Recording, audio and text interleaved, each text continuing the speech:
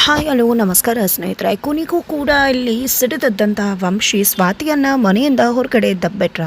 ಏನಾಯಿತು, ಏನು ಕತೆ, ಇದು ಎಲ್ಲವನ್ನ ಕೂಡ ತಿಳ್ಕೋಬೇಕು ಅಂದರೆ ಈಗಲೇ ನಮ್ಮ ಈ ಚಾನಲ್ನ ಸಬ್ಸ್ಕ್ರೈಬ್ ಮಾಡಿ, ಹಾಗೆ ಈ ಒಂದು ವಿಡಿಯೋವನ್ನು ಪೂರ್ತಿಯಾಗಿ ನೋಡೋದನ್ನು ಯಾವುದೇ ಕಾರಣಕ್ಕೂ ಕೂಡ ಮರಿಬೇಡಿ.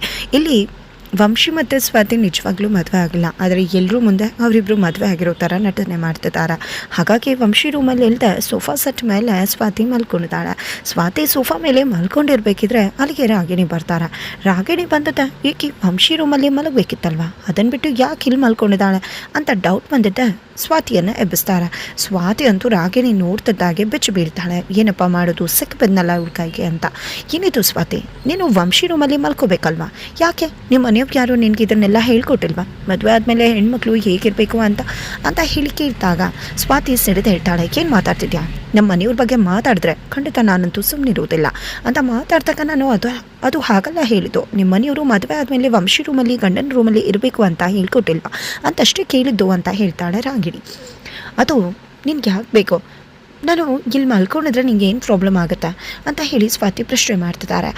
ಆದರೆ ನೀನು ಈ ರೀತಿ ಎಲ್ಲ ಮಾತಾಡ್ತಿದ್ಯಾ ಅಂದರೆ ನನಗೆ ಯಾಕೋ ಡೌಟ್ ಬರ್ತದೆ. ನೀನು ನಿಜವಾಗ್ಲೂ ಕೂಡ ವಂಶಿನ ಮದುವೆ ಆಗಿದ್ಯಾ, ನಿಜ ಹೇಳು ಅಂತ ಹೇಳಿ ಪ್ರಶ್ನೆ ಮಾಡ್ತಾಳೆ ರಾಗಿಣಿ. ಯಾಕೆ ಕುತ್ತಿಗೆಲಿರೋದು ಈ ತಾಳಿ ನಿನಗೆ ಗೊತ್ತಾಗ್ತಿಲ್ವಾ, ಇದನ್ನು ಸುಮ್ಮನೆ ಹಾಕೋತಾರೆ ಯಾರಾದರೂ ಮದುವೆ ಆಗದೆ ಇದ್ರೆ ಅಂತ ಹೇಳಿ ಸ್ವಾತಿ ಪ್ರಶ್ನೆ ಮಾಡ್ತಾರೆ. ಹೌದು, ಕುತ್ತಿಗೆಲಿರೋ ತಾಳಿ ಮದುವೆ ಆದಾಗ ಗಂಡ ಕೂಡ ಹಾಕ್ತಾರೆ, ಅದೇ ರೀತಿ ಅವರೇ ಕಟ್ಕೊಂಡ್ರೆ ತಾಯ್ತ ಕೂಡ ಆಗುತ್ತೆ, ತಾಯ್ತನೂ ಕಟ್ಕೋತಾರಲ್ಲ ಅಂತ ರಾಗಿಣಿ ಹೇಳ್ತಾರೆ. ಈ ಕಡೆ ಸ್ವಾತಿ ಏನಪ್ಪ ಅದು, ಇವಳು ಯಾಕೋ ಬಿಡೋ ಹಾಗಿಲ್ಲ, ಬೆನ್ನಿಡ್ದು ಬೇತಾಳ್ತಾರ ಕಾಡ್ತಿದ್ದಾಳೆ, ಇವಳಿಗೆ ಯಾಕೋ ಡೌಟ್ ಬಂದಿದೆ ಅನ್ನಿಸ್ತದೆ, ಏನು ಮಾಡಲಿ ನಾನು ಈ ಪರಿಸ್ಥಿತಿಯಲ್ಲಿ ಅಂತ ಸ್ವಾತಿ ಯೋಚನೆ ಮಾಡ್ತಿದ್ರೆ ಈ ಕಡೆ ಹೇಳು ಸ್ವಾತಿ, ಯಾಕೆ ಸುಮ್ಮನೆ ಇದೆಯಾ, ನೀನು ಯಾಕೆ ಇಲ್ಲಿ ಹೊರಗಡೆ ಮಲ್ಕೊಂಡಿದ್ಯಾ, ನೀನು ನಿನ್ನ ಗಂಡನ ರೂಮಲ್ಲಿ ತಾನೇ ಇರಬೇಕು, ಈ ರೀತಿ ಎಲ್ಲ ಹೊರಗಡೆ ಮಲ್ಕೋಬಾರ್ದು ಸ್ವಾತಿ, ವಂಶಿ ರೂಮಲ್ಲಿ ಇರಬೇಕು ನೀನು ಅಂತ ಹೇಳಿ ಕರ್ಕೊಂಡು ಹೋಗೋದಕ್ಕೆ ಮುಂದಾಗ್ತಾಳೆ ರಾಗಿಣಿ. ಬಿಡು ರಾಗಿಣಿ ನನ್ನ ಅಂತ ಸ್ವಾತಿ ಎಷ್ಟೇ ಪ್ರಶ್ನೆ ಮಾಡಿದ್ರು ಕೂಡ ರಾಗಿಣಿ ಬಿಡುವುದಿಲ್ಲ. ನಂತರ ಈ ದುಪ್ಪಟ್ಟ ಬೇಕಾಗತ್ತಲ್ವ, ಬೇಡ ಯಾಕೆ ನೀನು ಇಷ್ಟು ನಾಚ್ಕೋತಾ ಇದೆಯಾ, ಗಂಡನ ರೂಮಿಂದ ಆಚೆ ಇರಬೇಕು ನಾಚಿಕೆ ಯಾವತ್ತೂ ಕೂಡ. ಯಾಕೆ ನಿನಗೆ ನಾಚಿಕೆ ಆಗ್ತಿದ್ಯಾ, ಹೇಳ್ತಿದ್ದೇನಲ್ವ ಸ್ವಾತಿ, ಗಂಡನ ರೂಮಿಂದ ಆಚೆ ಇರಲಿ ನಾಚಿಕೆ ಆಯಿತಾ, ಈ ದುಪ್ಪಟ್ಟ ಇಲ್ಲೇ ಇದ್ದರೆ ಓಕೆ ಅಲ್ವಾ ನಿನಗೆ ಅಂತ ಹೇಳಿ ರಾಗಿಣಿ ಹೇಳಿದಾಗ ದುಪ್ಪಟ್ಟ ಹಾಕ್ಕೊಂಡ್ಬಿಡ್ತಾಳೆ ಇಲ್ಲಿ ಸ್ವಾತಿ. ತುಂಬ ಚೆನ್ನಾಗಿ ಅಡಾಪ್ಟ್ ಮಾಡಿಕೊಂಡೆ ಸ್ವಾತಿ, ನಾನು ಹೇಳಿದ ತಕ್ಷಣ ನಡೆಯೋ ಅಂತ ಹೇಳಿ ರಾಗಿಣಿ ಸ್ವಾತಿಯನ್ನು ಎಳ್ಕೊಂಡು ವಂಶಿ ರೂಮ್ಗೆ ತೊಗೊಂಡು ಹೋಗಿ ಬಿಟ್ಟು ಬರ್ತಾಳೆ. ತದನಂತರ ಆಯ್ತ ಕಡೆ ಪಶುಪತಿ ಕುಡ್ಕೊಂಡು ನುಚ್ಚಕ್ಕೂ ಕೂಡ ತಲೆ ಕೆಟ್ಟು ಹೋಗಿ ಹುಚ್ಚನಂತಾಗ್ಬಿಟ್ಟಿದ್ದಾರೆ. ಹೇಗಿದೆಲ್ಲ ಆಗೋದಕ್ಕೆ ಸಾಧ್ಯ. ಈ ಸ್ವಾತಿ ನೋಡಿದ್ರೆ ನಿತಿನ್ನ ಲವ್ ಮಾಡ್ತಿದ್ಲು, ಆದರೆ ಇವಾಗ ನೋಡಿದ್ರೆ ವಂಶಿ ಜೊತೆ ಸ್ವಾತಿ ಮದುವೆ ಆಗಿದೆ. ಈ ಕಡೆ ನಿತಿನ್ನು ಮತ್ತು ವಂಶಿ ಸಂಬಂಧಿಕರು, ಆದರೆ ನಿತಿನ್ನು ಸ್ವಾತಿನ ಲವ್ ಮಾಡ್ತಿದ್ದ. ಆದರೆ ವಂಶಿ ಹೇಗೆ ಇವರಿಬ್ಬರ ನಡುವೆ ಬಂದ, ಜೊತೆಗೆ ವಂಶಿ ಇದ್ದಿದ್ದು ಬೆಂಗಳೂರಲ್ಲೇ, ನಿತಿನ್ನು ಮತ್ತು ಸ್ವಾತಿ ಇದ್ದಿದ್ದು ಚಿಕ್ಕಮಂಗ್ಳೂರಲ್ಲೇ. ಇವ್ರ ನಡುವೆ ಈ ರಿಲೇಷನ್ಶಿಪ್ ಬೆಳೆಯೋದಕ್ಕೆ ಹೇಗೆ ಸಾಧ್ಯ ಆಯಿತು, ಬೆಂಗಳೂರಲ್ಲಿದ್ದ ವಂಶಿನ ಚಿಕ್ಕಮಂಗ್ಳೂರಲ್ಲಿರೋ ಸ್ವಾತಿ ಹೇಗೆ ಪ್ರೀತಿ ಮಾಡಿದ್ಲು, ಅವರಿಬ್ಬರು ಲವ್ ಮ್ಯಾರೇಜ್ ಆಗೋದಕ್ಕೆ ಹೇಗೆ ಸಾಧ್ಯ, ಏನು ಆಡ್ಕೊಂಡು ಕೂತಿದೆ ಇವ್ರ 3 ಜನದ ನಡುವೆ ಸತ್ಯ.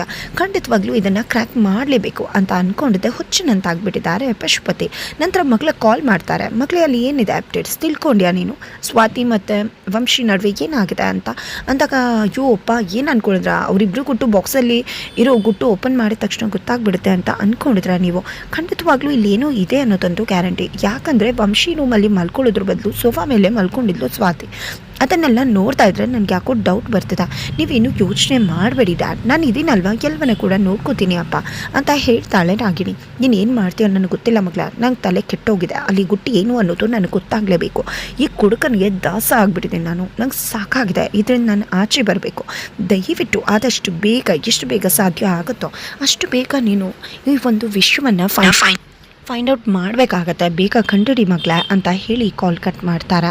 ಇಲ್ಲ, ಯಾವುದೇ ಕಾರಣಕ್ಕೂ ಆ ಸ್ವಾತಿ ನೆಮ್ಮದಿಯಾಗಿರಬಾರ್ದು, ಸ್ವಾತಿ ವಂಶಿ ಬದುಕು ಹಾಳಾಗಬೇಕು ಅಂತ ಹೇಳಿ ಇಲ್ಲಿ ಪಶುಪತಿ ಕೂಡ ಅನ್ಕೋತಾರೆ. ಇತ್ತ ಕಡೆ ಮನೆಯಲ್ಲಿ ಸ್ವಾತಿ ಮನೆಯಲ್ಲೂ ಕೂಡ ಸ್ವಾತಿ ಬಗ್ಗೆನೇ ಯೋಚನೆ ಮಾಡ್ತಿದ್ದಾರೆ. ಆ ಪಶುಪತಿಯಿಂದ ದೂರ ಇರಬೇಕು ಅಂದ್ಕೊಂಡ್ರೆ ಅವನದೇ ಮನೆಗೆ ಸ್ವಾತಿ ಮದುವೆ ಆಗಿ ಹೋಗಿದ್ದಾಳೆ. ನಿಜಕ್ಕೂ ನಮಗೆ ಈ ವಿಷಯನೇ ಗೊತ್ತಿರಲಿಲ್ಲ, ಏನು ಮಾಡ್ಕೊಂಡ್ಲು ಅವಳು ಮಾಡಿರೋ ಎಡವಟ್ಟಿಂದ ಇವತ್ತು ಇಷ್ಟೆಲ್ಲ ಅನುಭವಿಸ್ಬೇಕಾಗದ ಅಂತ ಹೇಳಿ ಸ್ವಾತಿ ಅಮ್ಮ ಮಾತನಾಡ್ತಿದ್ದಾರೆ. ಪಾಪ ಅವಳಿಗೂ ಕೂಡ ಗೊತ್ತಿರಲಿಲ್ಲ ಅನಿಸುತ್ತೆ ಪಶುಪತಿ ಸಂಬಂಧಿಕ ವಂಶಿ ಅನ್ನೋದು ಅಂತ ಹೇಳಿ ಕುಮಾರ್ ಅವರು ಹೇಳಿದಾಗ, ಮಾಡಿದಣ್ಣೋ ಮಹಾರಾಯ, ಅವಳು ಮಾಡ್ಕೊಂಡಿರೋ ಕರ್ಮಕ್ಕೆ ಅವಳು ಅನುಭವಿಸ್ತಿದ್ದಾಳೆ, ಅವಳು ಮಾಡಿದ ಕೆಲಸಕ್ಕೆ ಇದೇ ರೀತಿ ಶಿಕ್ಷೆ ವಂಶಿ ಅನುಭವಿಸ್ಬೇಕು ಅಂತ ಹೇಳಿ ಅಕ್ಕ ಹೇಳ್ತಾರೆ. ಈ ಕಡೆ ಎರಡನೇ ತಂಗಿ ನನಗೆ ಯಾಕೋ ಇಲ್ಲಿ ಸ್ವಾತಿ ಅಕ್ಕ ಅವ್ರ ವಿರುದ್ಧ ಎಲೆಕ್ಷನಲ್ಲಿ ದೇವಸ್ಥಾನದ ಎಲೆಕ್ಷನಲ್ಲಿ ಗೆದ್ದಿದ್ರಿಂದ ಸೇರ್ ತೀರಿಸ್ಕೊಳ್ಳೋಕೆ ಈ ರೀತಿ ಏನಾದರೂ ಮಾಡ್ತಿರ್ಬೋದಾ, ನನಗೆ ಯಾಕೋ ಅದೇ ರೀತಿ ಅನ್ನಿಸ್ತದೆ ಅಂದಾಗ ಇಲ್ಲ ಅಲ್ಲ ವಂಶಿಯವರು ತುಂಬಾ ಒಳ್ಳೆಯವರು, ತುಂಬ ಸಹಾಯ ಮಾಡ್ತಾರೆ ಅವರು, ಖಂಡಿತ ಅವರು ಆ ರೀತಿ ಅಲ್ಲ ಅಂತ ಹೇಳಿ ಕುಮಾರ್ ಅವರು ಹೇಳಿದಾಗ ಹೆಂಡ್ತಿ ನಿನಗೆ ಗೊತ್ತಿದೆ ಮಾವ ಅಂತ ಪ್ರಶ್ನೆ ಮಾಡ್ತಾರೆ. ಹಾಗಲ್ಲ ಅವ್ರು ನೋಡಿದ್ರೆ ಗೊತ್ತಾಗತ್ತಲ್ವಾ ಅಂತ ಹೇಳಿ ಕುಮಾರ್ ಅವರು ಹೇಳ್ತಾರೆ. ಅದಕ್ಕೆ ಇಲ್ಲಿ ನಾದ್ನಿ ನನಗೆ ಯಾಕೋ ಆ ರೀತಿ ಅನ್ನಿಸ್ತಿಲ್ಲ, ಅವರು ಪಶುಪತಿಗಿಂತ ಹೆಚ್ಚು ಅಂತ ಅನ್ನಿಸ್ತದ, ಅಕ್ಕನ ಬದುಕಿ ಏನಾಗುತ್ತೋ ಹೆಚ್ಚು ಅಂತ ಹೇಳಿ ಅನ್ನಿಸ್ತದೆ ಅಂತ ಹೇಳಿ ಮಾತನಾಡ್ತಿದ್ದಾರೆ. ಅಯ್ಯೋ ರಾಘವೇಂದ್ರ, ನನ್ನ ಮೊಮ್ಮಗಳು ಬದುಕನ್ನು ಸರಿಪಡಿಸಪ್ಪ ಅಂತ ಅಜ್ಜಿ ಕೂಡ ಕೇಳ್ಕೊತಾರೆ. ನಂತರ ತನ್ನ ಮೊಮ್ಮಗಳ ಜೊತೆ ಮಾತಾಡೋಣ ಅಂತ ಅಂದ್ಕೊಂಡಿದ್ದೆ, ಅವ್ರ ಮನೆ ಹತ್ರ ಬರ್ತಿದ್ದಾರೆ. ಆದರೆ ಮಾಲಿ ಅವರನ್ನು ನೋಡಿದೆ, ನೀವ್ಯಾಕೆ ಇಲ್ಲಿಗೆ ಬಂದಿದ್ರ ಅಂತ ಪ್ರಶ್ನೆ ಮಾಡಿದಾಗ ಅದು ನನ್ನ ಮನೆ ಅಂತ ಅಂದ್ಕೊಂಡು ಬಂದ್ಬಿಟ್ನಪ್ಪ, ಕಣ್ಣು ಕಾಣಿಸ್ತಿಲ್ಲ ಅಂತ ಹೇಳಿ ಎಸ್ಕೇಪ್ ಆಗ್ತಿದ್ದಾರೆ ಅಜ್ಜಿ.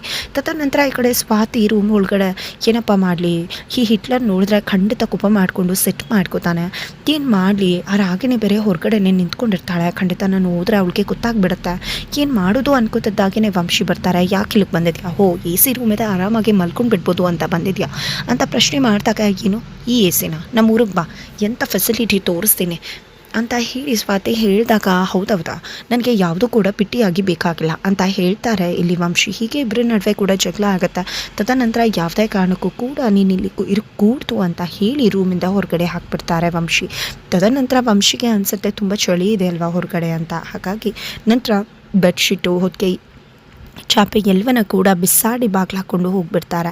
ನಂತರ ಅದನ್ನು ತೊಗೊಂಡಿದ್ದೆ ಇವನಿಗೆ ಸರಿಯಾಗಿ ಪಾಠ ಕಲಿಸ್ತೀನಿ, ಇವ್ನು ಮಾಡಿರೋ ಕರ್ಮಕ್ಕೆ ಇವ್ನು ಅನುಭವಿಸ್ಲೇಬೇಕು, ಆ ರೀತಿ ಮಾಡ್ತೀನಿ ಅಂದ್ಕೊಂಡಿದ್ದೆ. ಸ್ವಾತಿ ದೇವರ ಮನೆ ಮುಂದೆ ಬಂದು ಮಲ್ಕೊಂಡಿದ್ದಾಳೆ.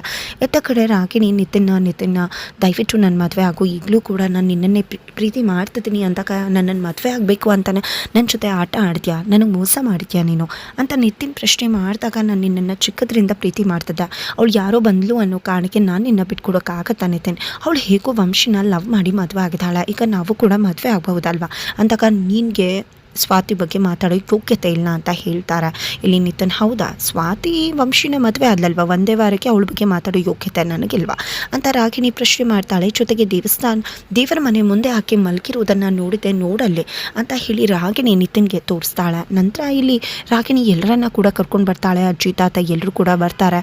ಅಜ್ಜಿ ಸ್ವಾತಿಯನ್ನು ಎಚ್ಚರ ಮಾಡ್ತಾರೆ, ಏನಿದು ಸ್ವಾತಿ ನಾನೇ ನಿನ್ನ ರೂಮಿಗೆ ಕರ್ಕೊಂಡು ಹೋಗ್ಬಿಟ್ಟಿದ್ದೆ, ಮತ್ತೆ ಯಾಕೆ ಇಲ್ಲಿ ಬಂದು ಮಲ್ಕೊಂಡಿದ್ಯಾ ಅಂತ ರಾಗಿಣಿ ಪ್ರಶ್ನೆ ಮಾಡ್ತಾರೆ. ಅಜ್ಜಿ ಕೂಡ ಏನು ಮಾಡಿದ್ದು, ಇಲ್ಲಿ ಯಾಕೆ ಮಲ್ಕೊಂಡಿದ್ಯಾ ಅಂತ ಹೇಳಿದಾಗ ಅದು ಅಜ್ಜಿ ಶಾಸ್ತ್ರ ಆಗೋಕ್ಕೂ ಮುನ್ನ ಇಲ್ಲೇ ಮಲ್ಕೋಬೇಕಲ್ವಾ, ಒಳಗಡೆ ಮಲ್ಕೋದು ತಪ್ಪಲ್ವಾ, ಅದೇ ಕಾರಣಕ್ಕೆ ಇಲ್ಲಿ ಮಲ್ಕೊಂಡಿದ್ದೀನಿ ಅಂತ ಸ್ವಾತಿ ಅಜ್ಜಿಗೆ ಹೇಳ್ತಿದ್ದಾಗೆ ಎಲ್ಲರೂ ಕೂಡ ಹೋಗ್ತಾರೆ. ಆದರೆ ರಾಗಿಣಿಗೆ ಇರೋ ಡೌಟ್ ಜಾಸ್ತಿ ಆಗುತ್ತಾ.